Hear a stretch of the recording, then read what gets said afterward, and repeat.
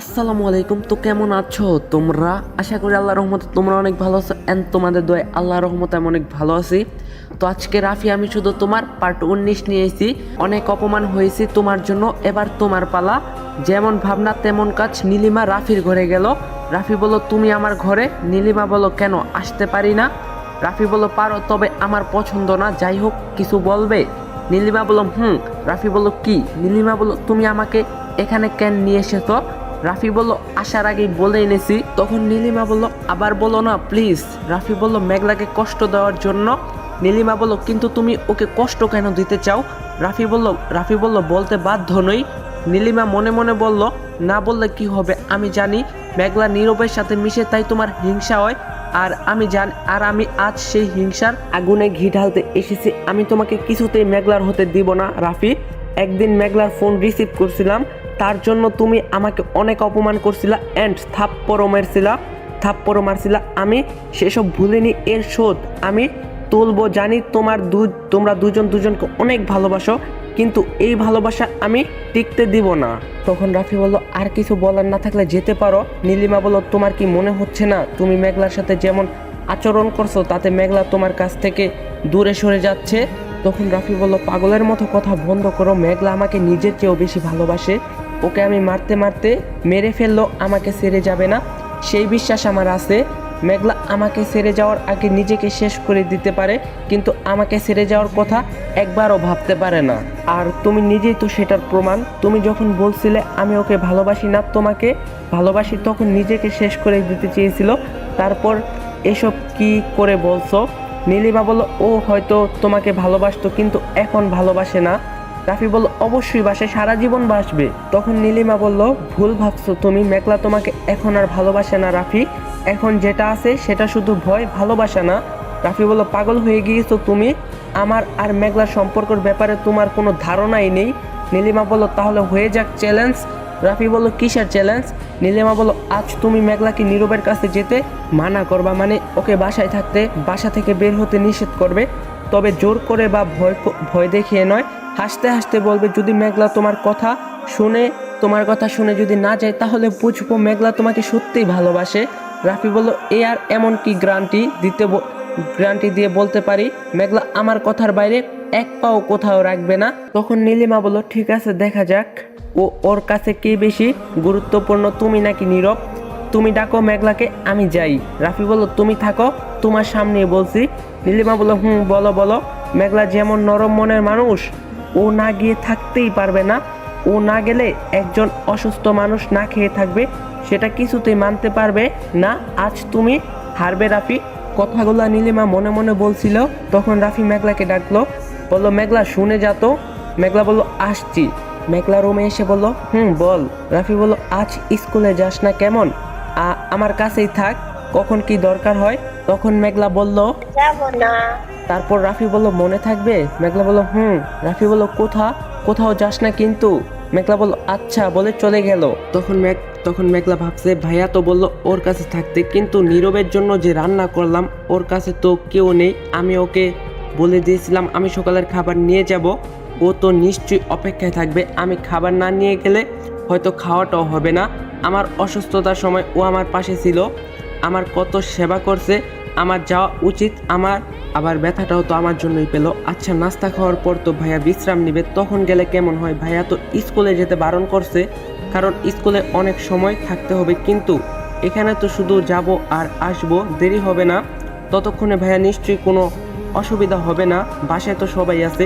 এতটুক সময় ওর খেয়াল রাখার মতো অনেকেই আছে। আমি যাব আর আসবো, তাতে ভাইয়া মনে হয় না রাগ করবে। রাফিকে না বলে মেঘলা নীরবের কাছে চলে গেল।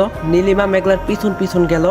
নীরব বলল এসবের কি দরকার ছিল মেঘলা? হাসপাতাল থেকে তো খাবার দিতই। মেঘলা বলল আমি থাকতে হাসপাতালের খাবার কেন খাবে? আমি বুঝি তোমার কেউ না? নীরব বলল কেউ না মানে? তুমি তো আমার সবচেয়ে আপনজন। মেঘলা বলল মানে? নীরব বলল তুমি তো আমার 10টা না 5টা না একটা মাত্র বউ। কথাটা শুনে মেঘলা একটু বিচলিত হয়ে গেল। নীরব ব্যাপারটা বুঝতে পেরে হেসে দিল আর মেঘলাকে চিন্তা মুক্ত করার চেষ্টা করলো। নীরব বলল আরে মেঘলা কি চিন্তা করছো? আমি তো মজা করছিলাম। আমি খুব ভালো করেই জানি আমি হাজার চাইলেও তুমি কখনো আমার হবে না, কারণ তোমার মনে রাফি বাস করে।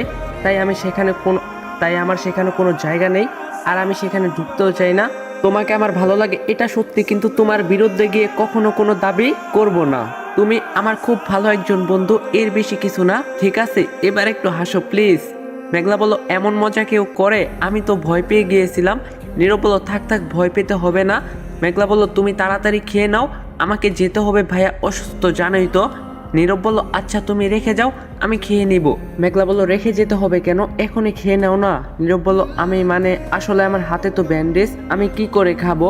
মেঘলা বলল, তার মানে তুমি কাল থেকে কিছুই খাওনি? নীরব বলল, না মানে আসলে আমার পরিচিত কেউ এখানে নেই তো, তাই আর কি। তুমি রেখে যাও, আমি অফিসের কোনো স্টাফকে আসতে বলি, আসলে খেয়ে নিব। মেঘলা বলল, কে কখন আসবে এই আশায় বসে থাকলে হবে? নীরব হাতের ব্যান্ডেজ খোলার চেষ্টা করতে করতে বলল, আচ্ছা দাও, আমি খাচ্ছি। মেঘলা বলল, আরে কি করছো? নীরব বলল, তুমি রান্না করছো, আমি সেটা খাবো না তা কি করে হয়? তুমি দাও, আমার যতই কষ্ট হোক খাবো। মেঘলা বলল, আরে থামো, খেতে হবে না। নীরব বলল, না না, তুমি কষ্ট করে রান্না করছো। তখন মেঘলা বলল, তোমাকে না খাইয়ে আমি যাব না, কিন্তু তার জন্য তোমাকে ব্যান্ডেজ খুলতে হবে না। আমার কি হাত নেই নাকি? নীরব বলল, মানে? মেঘলা বলল, তোমাকে আমি খাইয়ে দিব। নীরব বলল, কিন্তু? মেঘলা বলল, একটু আগেই তো বললে আমরা ভালো বন্ধু, তাহলে বন্ধু কি বন্ধুকে খাইয়ে দিতে পারে না?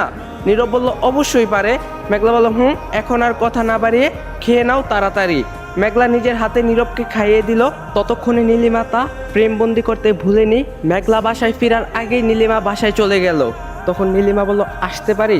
রাফি বলল, মানা করলো আসবে জানি, তাই ঢং না করে যা বলার আছে বলে ফেলো। তখন নীলিমা বলল, তুমি হেরে গিয়েছো রাফি। রাফি বলল, আমার চোখ আছে, মেঘলা যে বাইরে গিয়েছে সেটা আমি দেখছি। নীলিমা মেঘলার আর নাবিলের একটা ছবি দেখিয়ে বলল। নীলিমা বলল, কিন্তু এটা নিশ্চয়ই দেখোনি। রাফি ছবিটা দেখে বলল, তুমি এখন যাও নীলিমা। নীলিমা বলল, যা করার করে ফেলছি, বাকিটা রাফি নিজেই করবে। আজ তো তোমার কপালে দুঃখ আছে মেঘলা। ভাবতে ভাবতে নীলিমা চলে গেল। কিছুক্ষণ পরই মেঘলা চলে আসলো। মেঘলা এসে রাফির ঘরে গেল। রাফি চুপচাপ বসে আছে। মেঘলা বলল, তুই বসে আছিস কেন ভাইয়া? ডাক্তার তো তোকে বেড রেস্টে থাকতে বলছে। রাফি খুব শান্তভাবে বলল, সেটা তো না ভাবলেও চলবে। মেঘলা বলল, কিছু কি হয়েছে? রাফি বলল, না কিছু হয়নি, এখান থেকে যা মেঘলা। মেঘলা বলল, তোর মন খারাপ কেন? রাফি বলল, ক্ষুধা পেয়েছে তাই। মেঘলা বলল, আমি এখনই খাবার নিয়ে আসছি। মেঘলা গিয়ে খাবার নিয়ে আসলো। রাফি বলল, খাইয়ে দে। মেঘলা বলল, তুই আমার হাতে খাবি? রাফি বলল, এক কথা বারবার বলি না আমি খাইয়ে দিতে না চাইলে যেতে পারিস, মানা করব না। তখন মেঘলা বলল, কেন দিব না? অবশ্যই দিব, এই নে খা। রাফি মেঘলার দিকে তাকিয়ে খাবারটা মুখে নিল। মেঘলা বলল, এভাবে তাকিয়ে আছিস কেন? কথাটা বলার সাথে সাথেই রাফি মেঘলার হাতে কামড় বসিয়ে দিল। মেঘলা বলল, আহ কি করছিস? আমার লাগছে তো স্যার ভাইয়া। রাফির কানে যেন মেঘলার কথা ঢুকছেই না। সে হাতে কামড় দিয়ে বসে আছে, কামড় দিয়ে ধরে আছে। মেঘলা ব্যথা সহ্য করতে না পেরে কেঁদে দিল। রাফি এবার হাতটা ছেড়ে দিল, আর ছেড়ে দিয়ে বলল, আমার ঘর থেকে বের হ, আর কখন আমার ঘরে আসবি না, আমি তোর মুখ দেখতে চাই না। মেঘলা রাফির আচরণে অবাক হলো। হাতে প্রচুর ব্যথা হচ্ছে, তবুও সে ব্যথা যেন মেঘলাকে ছুঁতে পারল না, কারণ সে রাফির চিন্তায় ব্যস্ত। রাফি মেঘলার ধ্যান ভাঙিয়ে ধাক্কা দিয়ে বের করে দিল ঘর থেকে। সেই থেকে রাফি মেঘলার সাথে কথা বলা বন্ধ করে দিয়েছে। মেঘলা অনেক চেষ্টা করেও কথা বলতে পারল না। কেটে গেছে অনেকগুলো দিন। নীরব ততক্ষণে সুস্থ হয়ে গিয়েছে। রাফির হাতও ভালো হয়ে গিয়েছে, কিন্তু রাফি মেঘলার সাথে কথা বলেনি। এই কয়দিনে ভিলেনের কথা ভুলে গিয়েছে। প্রতিদিনের মতো মেঘলা আজও নির্ভয়ে ঘুমিয়েছিল। এর মধ্যেই সেই ভিলেনের আগমন ঘটে। তবে আজকের ব্যাপারটা প্রতিদিনের মতো ঘটল না। মেঘলা ঘুমাইছিল, হঠাৎ কেউ মেঘলাকে টেনে তুলল। মেঘলা ঘুম অবস্থায় ঠিক বুঝতে পারল না কি হচ্ছে। চোখ খুলে কিছু বোঝার আগেই ছেলেটি মেঘলার হাত পা আর মুখ বেঁধে দিল। ছেলেটি বলল, ছটপট করে লাভ নেই, এর আগেও নিয়ে গিয়েছি, এবারও নিয়ে যাব। বাধা দেওয়ার চেষ্টা করে নিজেকে কষ্ট বাড়িও না, কথার অবাধ্য আমার পছন্দ না বলেই ছেলেটি মেঘলাকে কোলে তুলে নিল। মেঘলা কিছু বলতেও পারছে না, কিছু করতেও পারছে না, শুধু তাকিয়ে দেখতাছে। ছেলেটি মেঘলাকে কোলে নিয়ে নির্ভয়ে বাসার মেন দরজা দিয়ে বের হয়ে গেল। তখন মেঘলা মনে মনে বলল, এর ভাবভঙ্গি দেখে তো কোনোভাবেই মনে হচ্ছে না যে তার মনে কোনো প্রকার ভয় আছে, কারণ বাসায় এসে এভাবে কি করে এসব করছে, তাকে কেউ দেখে ফেললে তাও ভয় করেনি। এত নির্ভয়ে বাইরে কেউ কি বাসায় ঢুকতে পারে? তাও একটা মেয়েকে কোলে নিয়ে যাচ্ছে, এত সাহস! তাহলে কি ও কি আমার বাসার কেউ? ছেলেটি মেঘলাকে নিয়ে গাড়িতে বসিয়ে দিল। মেঘলা এবার ছটফট করছে। ছেলেটি বলল, উফ, শুরু করে দিলে? আচ্ছা, খুলে দিচ্ছি, কি বলবে বলো। ছেলেটি মেঘলাকে সিট বেল্ট পরিয়ে দিয়ে মুখটা খুলে দিল। তখন মেঘলা বলল, আমাকে কোথায় নিয়ে যাচ্ছেন? ছাড়ুন বলছি, আমি কিন্তু এখন চেঁচাবো। ছেলেটি বলল, আমাকে ভয় দেখাতে চাইছো? ব্যাপারটা হাস্যকর। তারপর ছেলেটি ড্রাইভ করছে, মেঘলা বাঁচাও বাঁচাও করে চেঁচাচ্ছে, কিন্তু গাড়ির গ্লাসের জন্য আওয়াজ বাইরে বের হচ্ছে না। আসসালামু আলাইকুম গাইস, তোমাদের যদি এই পার্টটা ভালো লাগে অবশ্যই কমেন্টে বলবা, আর ভিডিওটা লাইক দিতে ভুলবা না। চ্যানেলে নতুন না থাকলে অবশ্যই চ্যানেলটা সাবস্ক্রাইব করবা। তো নেক্সট পার্ট 30 মিনিটের পাইবা। তো নেক্সট পার্টে দেখা হইব। সবাই ভালো থাকবা, সুস্থ থাকবা। আল্লাহ হাফেজ।